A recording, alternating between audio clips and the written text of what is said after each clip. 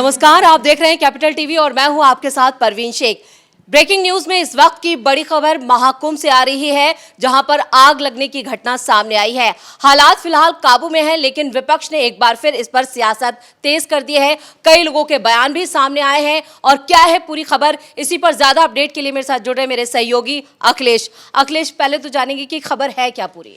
देखिए, इस बार जो आग लगी है आज सुबह, वो आग सेक्टर 18 में लगी है और शंकराचार्य मार्ग यहां पर जो स्थान है उस पर यह आग लगी हुई है और श्री हरिहरा महंत जो हैं उनके कैंप पे लगी हुई है आग। और आग को लेकर यह बताया जा रहा है कि जो स्थानीय लोग वहां पर जो मौजूद थे उनके अनुसार यहां पर सिलेंडर जैसे धमाके हुए थे जिसकी वजह से यह आग लगी है और उसको लेकर तमाम तरीके की बातें भी अभी सामने आ रही हैं। हालांकि पुलिस ने इस पर, जो पुलिस है, एनडीआरएफ की टीम है, एसडीआरएफ की टीम है, फायर ब्रिगेड की टीम है, तुरंत आग लगने के बाद मौके पर पहुंची और आग पर उन्होंने काबू पा लिया। और पूरी तरीके से आग पर काबू पाने के बाद अब वहां पर आग जो घट गई घटना, उसके बाद अब कूलिंग का काम चल रहा है। पूरा जो माहौल बना हुआ था उसको शांत किया जा रहा है और इस दौरान जो 20 से 25 टेंट जले हैं उनके भीतर कई सारे कपड़े जल रखे हुए थे जो वो भी जल गए हैं। वहां पर बड़े बड़े बैग रखे हुए थे जिनमें कई जगहों पर कई कागजात रखे थे, कई किताबें रखी थी और उसके अलावा रुपयों के नोट के बंडल भी रखे हुए थे, वो भी पूरी तरीके से जलकर खाक हो चुके हैं।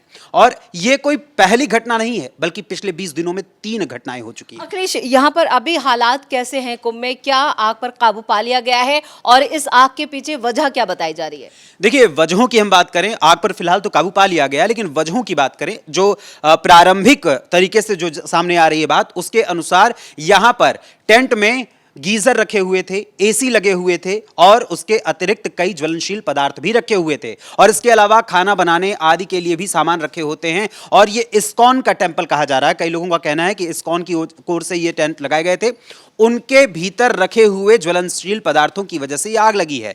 वहां के प्रत्यक्षदर्शियों का कहना है कि जब उन्होंने यहां पर धमाका सुना तो उनको यह नजर आया कि यहां पर जो गीजर रखे हुए थे उनमें स्पार्क हुआ, उसकी वजह से आग लगी और जो तेज हवाएं चल रही थी उसकी वजह से आग को और अधिक पनपने के लिए मौका मिला और लगातार आग फैलती गई। क्योंकि हम लोग भी महाकुंभ गए हुए, महाकुंभ में जाकर हम लोगों ने देखा हुआ है, तो वहां टेंट में अक्सर पुआल रखे रहते हैं, कपड़े रखे रहते हैं, कागज रखे रहते हैं, ज्वलनशील पदार्थ अधिक से अधिक मात्रा में वहां रखे रहते हैं। लेकिन कहा यह भी जा रहा है कि कुछ लोग वहां पर ताप रहे थे कि सर्दी का वक्त है, ठंड ज्यादा थी, तो जो ताप रहे थे उसको वैसे ही जलता हुआ छोड़कर चले गए, उस वजह से ये लापरवाही की वजह से आग लगी। बिल्कुल, लापरवाही की वजह से भी हो सकती है, लेकिन अभी प्रारंभिक जांच के बाद ही ये असल में खुलासा होगा कि असली वजह क्या है। क्योंकि इससे पहले जब 2 बार और आग लगी थी तो उसको लेकर, जब 19 तारीख की आग को लेकर गीता प्रेस की ओर से एक बयान दिया गया था, उनके अनुसार कहना था, उनके अध्यक्ष जो है उनका कहना था कि बाहर से किसी ने आग फेंकी थी जानबूझकर,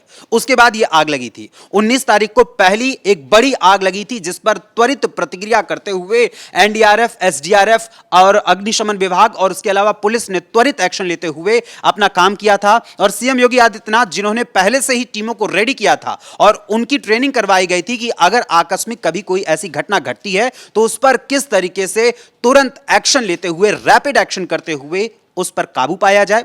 क्योंकि जब आग फैलती है तो नदी का किनारा है और नदी के किनारे पर बहती हवाओं के इशारे पर आग और भी अधिक बड़ी संख्या में फैलने की गुंजाइश होती है। और कितना नुकसान हुआ है अभी अखिलेश? जानो माल का भी कोई नुकसान?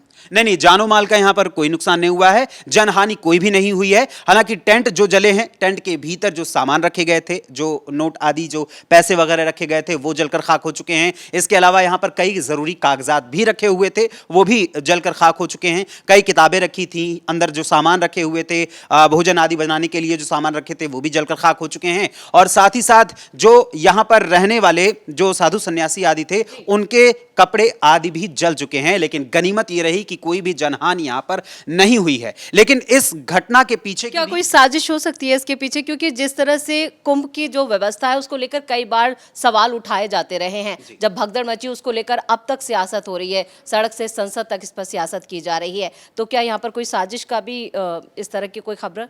साजिश का अंदेशा तो हो सकता है, लेकिन साजिश को लेकर पुख्ता तौर पर कोई अभी खबर सामने नहीं आई है कि इस बार की आग में वाकई में कोई साजिश हुई है या नहीं।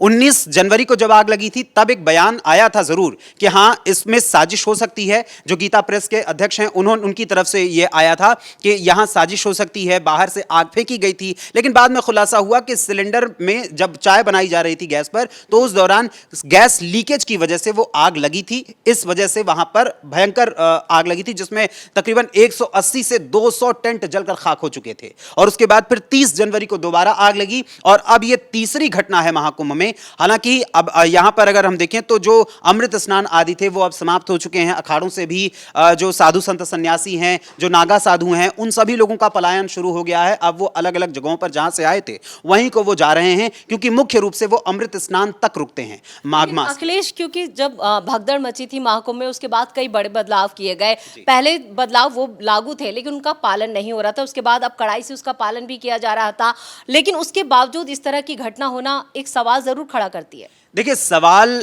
खड़ा करना हो सकता है। विपक्ष की ओर से अगर हम देखें तो विपक्ष इस पर सवाल खड़ा करेगा, लेकिन यह मात्र एक घटना है, दुर्घटना घटी है और हादसा कभी भी हो सकता है और हादसे को कहीं रोका नहीं जा सकता। लेकिन साजिश के तहत अगर हम देखें कि हो सकता है किसी और ने आग लगाई है, लेकिन इसकी पुष्ट कोई जानकारी फिलहाल सामने नहीं आई है। और जिस तरीके की बार बार महाकुंभ को लेकर साजिश रची जा रही है, वो एक सवाल के घेरे में ये घटनाएं आती हैं। और भगदड़ को लेकर अभी भी जो राजनीति हो रही है उसको सड़क से संसद तक अभी आप ही ने कहा, और अखिलेश यादव तो यहां तक कि उसको कहने लगे हैं कि 2027 में अगर मेरी सरकार आई तो 2032 में जब हमारे सरकार के दौरान महाकुंभ आयोजित किया जाएगा तो वो भव्य दिव्य और विशाल स्वरूप में अर्धकुंभ आयोजित किया जाएगा। और उसको लेकर अभी से तैयारी इन्होंने शुरू कर दी है। हालांकि ये एक छलावा भी है, क्योंकि आज से 6 साल बाद ही तो लगेगा। 6 साल बाद 2031 होता है, 2032 नहीं होता है। लेकिन विपक्ष की तरफ से जो भी अभी तक नैरेटिव सेट करने की कोशिश की गई है यहाँ पर महाकुंभ को लेकर, वो हर बार उसमें फेल हुए, क्योंकि योगी सरकार की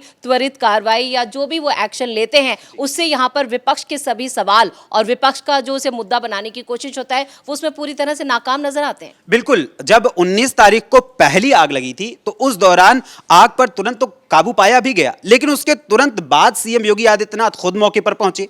वहां मौका मुआयना उन्होंने किया, वहां का जायजा लिया कि किसी भी प्रकार की कोई ऐसी हानि तो नहीं हुई है जिसकी वजह से किसी की जान को खतरा हो।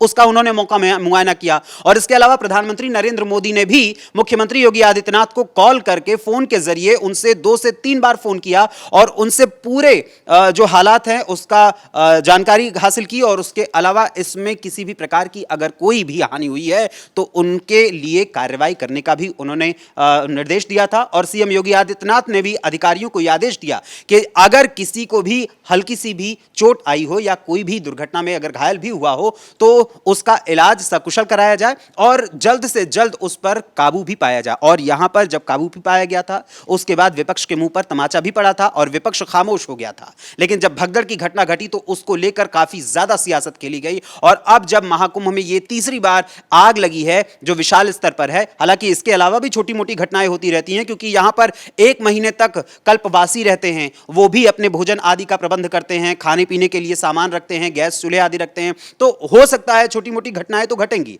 लेकिन अभी जो आग लगी है उसमें यही दिखाया जा रहा है कि यहां पर फिलहाल जो आग लगी है उसके पीछे के कारण ये है कि यहां पर जो वाटर यानी पानी को गर्म करने के लिए लगाए गए थे सामान, उनकी वजह से ये आग लगी है। उसी में धमाका हुआ है जिसके पश्चात ये आग लगी है। हालांकि इस पर असल में क्या साजिश हुई है, क्या खुलासा होगा, ये जब पुलिस के द्वारा या यहां पर जो जांच करने के लिए जो टीम बनाई जाएगी वो जब जांच करेगी तब इसका असल सच्चाई सामने आएगी।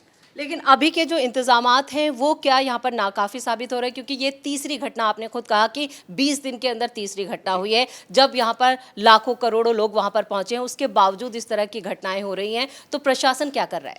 देखिए, प्रशासन की यहीं पर प्रशासन ने त्वरित कार्रवाई करके घटना को रोकने की कोशिश तो की, लेकिन उस घटना में अगर कहीं आकस्मिक कोई दुर्घटना या कोई हादसा हो जाता है तो उस हादसे के बाद त्वरित कार्रवाई की जाती है जो प्रशासन की ओर से, वो पहले नजरिए में रखी जाती है कि आखिर ये त्वरित कार्रवाई होती है अथवा नहीं होती है, या इसकी वजह से कोई बड़ा नुकसान तो नहीं हो रहा है। और प्रशासन की इस समय जो प्रशासन ने पहली आगजनी की घटना में, दूसरी आगजनी की घटना में और अब तीसरी भी आगजनी की घटना में जो रैपिड एक्शन अपनाया है और उसके तहत आग पर काबू पाया है और यहां पर किसी भी प्रकार की जनहानि नहीं हुई है, यह अपने आप में काबिल तारीफ है और प्रशासन की सुव्यवस्थित ढंग से की गई तैयारी का ही यह नतीजा है कि यहां पर इस दुर्घटना में न किसी की जान गई है, न किसी को कोई बड़ा नुकसान हुआ है। हां, लेकिन जो सामान जले हैं उनका नुकसान जरूर हुआ है, क्योंकि उसमें कई कपड़े हैं, कई अन्य सामान हैं, पैसे आदि हैं, कई बैग हैं, वो सब जरूर जले हैं। लेकिन अगर यह कहा जाए कि यह प्रशासन की नाकामी है तो यह कहीं लाजमी क्या पैनिक क्रिएट करने की बार बार कोशिश की जा रही है? जिस तरह की साजिश और शक और सुबह तो हो रहा है, क्योंकि 3 सदस्यीय टीम भी बनाई गई है भगदड़ की,